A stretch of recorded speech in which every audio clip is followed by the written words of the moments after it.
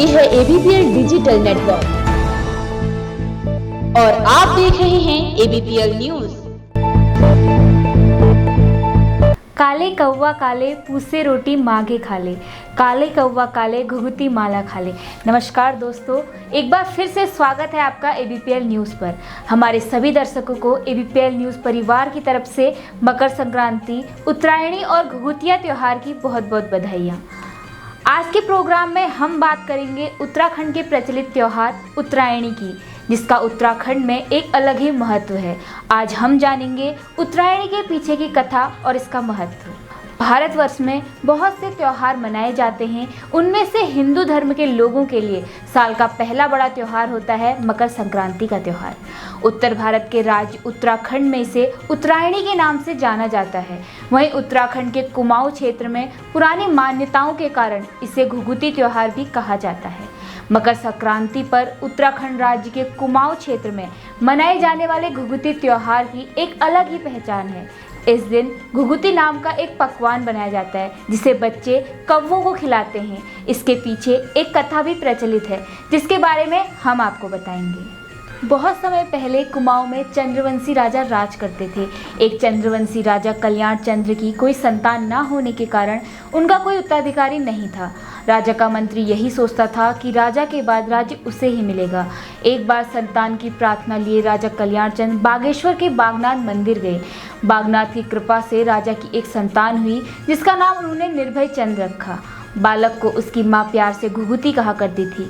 घुघुती बहुत शरारती बालक था। घुघुती की माता ने उसे एक हीरे की माला पहना रखी थी, जिससे घुघुती बहुत खुश रहता था। जब भी घुघुती शरारत करता तो उसकी माँ कहती थी कि वह उसकी माला कौवों को दे देगी। वह कहती थी, काले कौवा काले घुघुती माला खा ले।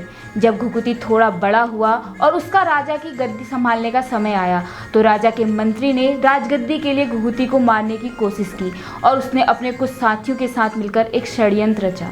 एक बार जब घुघुती खेल रहा था तो मंत्री उसे जंगल की तरफ ले गया।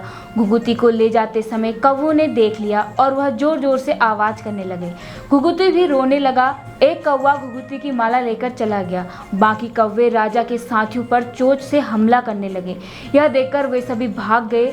घुघुती जंगल में अकेला रह गया और पेड़ के नीचे बैठ गया। सभी कौवे भी उसी पेड़ पर बैठ गए। जो कौवा घुघुती का हार लेकर गया था, वह राजा के महल के पास जाकर बैठ गया और जोर जोर से काँव काँव करने लगा।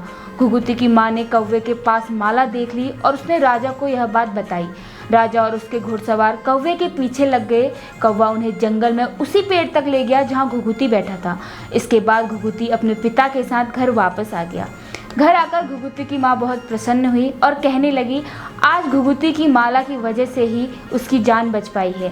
घुघुती की सलामती की खुशी पर माँ ने घर पर बहुत सारे पकवान बनाए और घुघुती से कौवों को पकवान खिलाने को कहा। धीरे धीरे यह बात समस्त कुमाऊं में फैल गई और बच्चों के बीच एक लोकप्रिय त्यौहार बन गया। तब से कुमाऊं क्षेत्र में मीठे आटे से एक पकवान बनाया जाता है, जिसे घुघुती कहा जाता है। बच्चे इसकी माला बनाकर और अपने गले में डालकर कौवों को बुलाते हैं और कहते हैं, काले कौवा काले घुघुती माला खा ले। तब से ही ये त्यौहार उत्तराखंड में, खासकर कुमाऊं में धूमधाम से मनाया जाता है। कुमाऊं में उत्तरायणी के दिन सरयू, रामगंगा, काली, गौरी नदियों में कड़ाके की सर्दी के बावजूद लोग सुबह स्नान ध्यान कर सूर्य को अर्घ्य चढ़ाकर आराधना करते हैं।